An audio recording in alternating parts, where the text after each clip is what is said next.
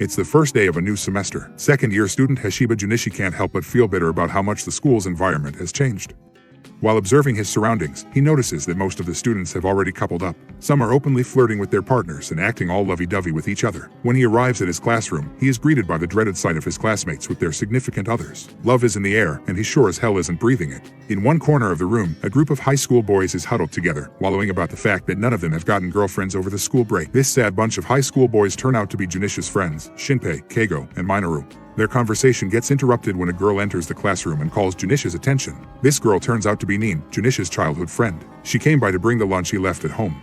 He then makes her leave after receiving his lunch, and once the dejected girl is gone, his friends hound him. Seeing as they're getting all weird about her, Junichi says that she's just a childhood friend who he thinks of as a little sister. Besides, she looks really kitty, too. Junichi's words have the opposite effect on his unfortunate friends, and they get even more riled up as they hail Nin as a lollipop with a big chest. To the gallows, boys. Their conversation gets interrupted yet again when another girl approaches Junichi and starts talking to him. This time, it's their classmate Kashirai Yui. She mentions that she's glad to be in the same class as Junichi again and hopes to talk more with him this year. Junichi gets flustered after hearing this. In chorus, they retort that Junichi would be the cover of that entry before starting a protest, and that protest comes in the form of reading a dirty magazine out in the open. Junichi is appalled by this, but the trio is unmoved, even as their other classmates are giving them dirty looks. In fact, the dastardly Shinpei is doing this on purpose to kill the mood for everyone else. They then lure him into reading one himself. Try as Junichi may to resist the temptation to read in front of others, he eventually gives in. Suddenly, one of their classmates coldly calls their attention. In his shock, he ends up tossing away the magazine, and as he tries to retrieve it, the magazine is stepped on by the classmate.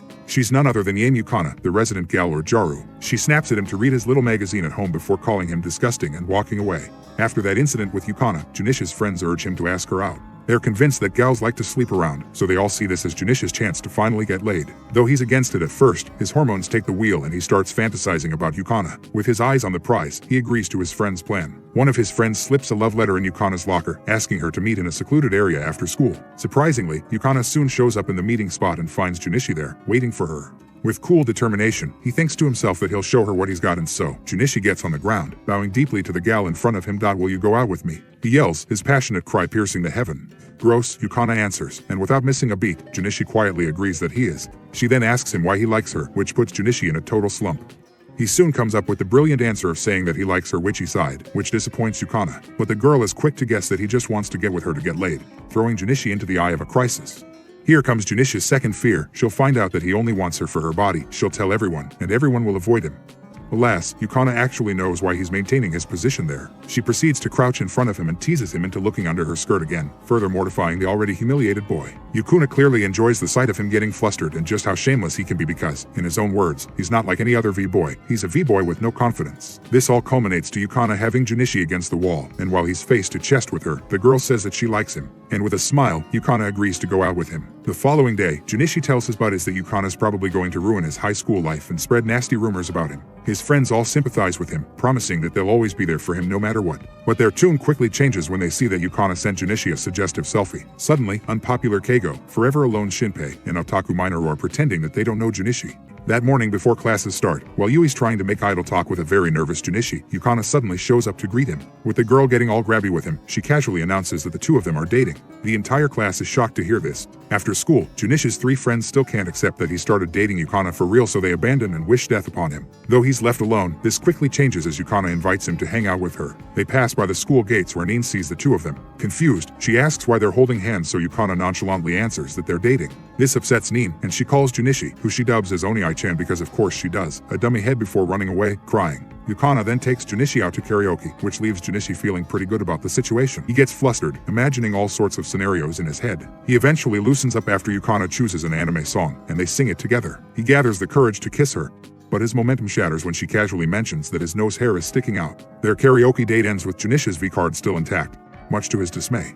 However, Yukana is satisfied with everything that transpired and tells him she might go to karaoke with him again, and thus they part ways with joy in their hearts. But little did they know that Yukana's friend has been observing them from a distance. One day after school, Junichi finds a love letter in his shoe locker. Astonished, he begins to look around, carefully holding the letter and making sure no one sees him. Unfortunately for him, though, his friends are around and see the love letter and they encourage him to meet the letter sender. Junichi answers that he can't meet another girl without telling Yukana, so even though he's pretty much only with her to pop his boy berries, he still has it in him to stay loyal. But of course, He's weak to peer pressure, so after some convincing from his friends, Junichi still goes on to meet with the girl who wrote the letter. But to his surprise, she turns out to be another gal, one who has been observing them. She gets close to him and correctly assumes that he's still inexperienced, which sets off a barrage of teasing from the gal, who asks him how he could get so excited over a girl that isn't his girlfriend. Junichi stumbles to the ground and the gal gets on top of him. Right on cue, Yukana catches them in their very compromising position, and she looks horrified to see this. But this is just a false alarm, as Junichi quickly learns that the gals are on good terms with each other. Yukana doesn't seem bothered by the fact that her friend, Renko, just got on top of her boyfriend.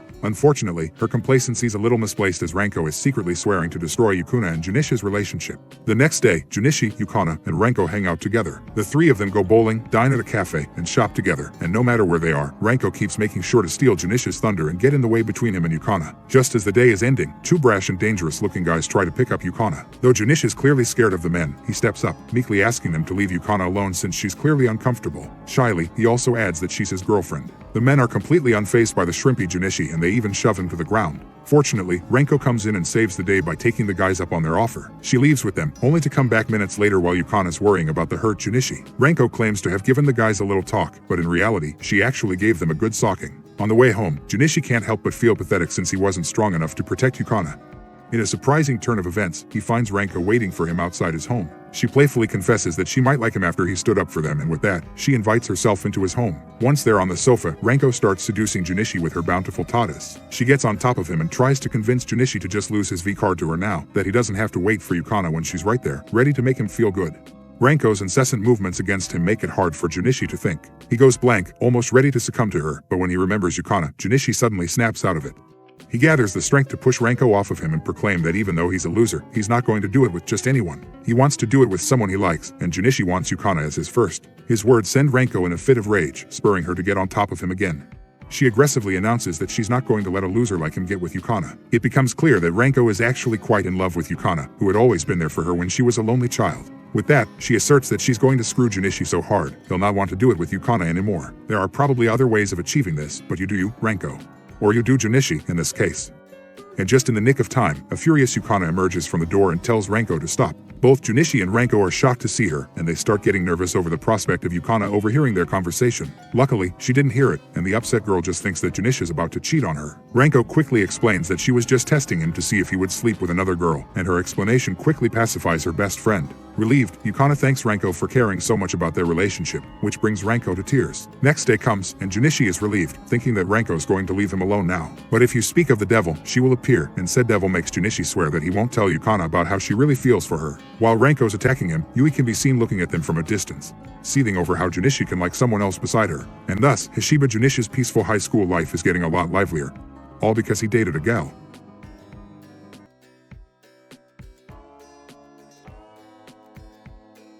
How was the video? We hope it was good. If so, please check these videos. Also, please comment down your thoughts and your suggestions for future videos. If you haven't already, please consider subscribing now to show the support to our channel. We hope to see you soon with another video right in this channel. Have a nice day.